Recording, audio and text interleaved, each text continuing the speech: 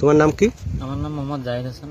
মাগুরার মাটিতে যে আমাদের এত সুন্দর আঙুরের ফলন হবে সেটা আমরা কখনো ভাবতে পারিনি, কারণ আমাদের মাগুরার যে মাটি এখানে ধান, পাট আর শস্য এগুলাই বেশি হয়, কিন্তু আমাদের জামাল কাকা যে সুন্দর ফলন করেছে এটা আসলে মাথা খারাপ হয়ে যায়। আর তারপরেও আমাদের সবার মাঝে যে বিলান বিলাইছে তিনি, এটা আসলে একটা নজিরবিহীন ঘটনা, কারণ একটা ফলন এর দাম এত বেশি, সবাই কিন্তু এটা ফ্রিতে দিতে পারে না, কিন্তু আমাদের জামাল কাকা আমাদের সেল করা না বেশি, অবশ্য আমাদের যে পরিমাণ বিল আছে এটা খুব ভালো লেগেছে আমাদের, তিনি অনেক ভালো মানুষ।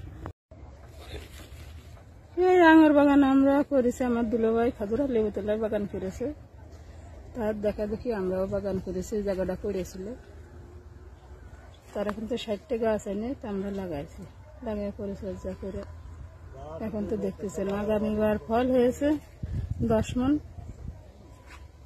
50,000 টাকা বিক্রি করেছি।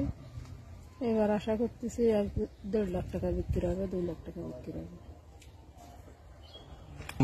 বলেন। আসসালামু আলাইকুম, ভালো থাকেন, ভালো আছেন ইনশাল্লাহ। এই বাগান করছি, আমার বড় ভাইরা আছে, সে করছিল, সেখান থেকে নিয়ে এসে এই বাগানটা শুরু করছি।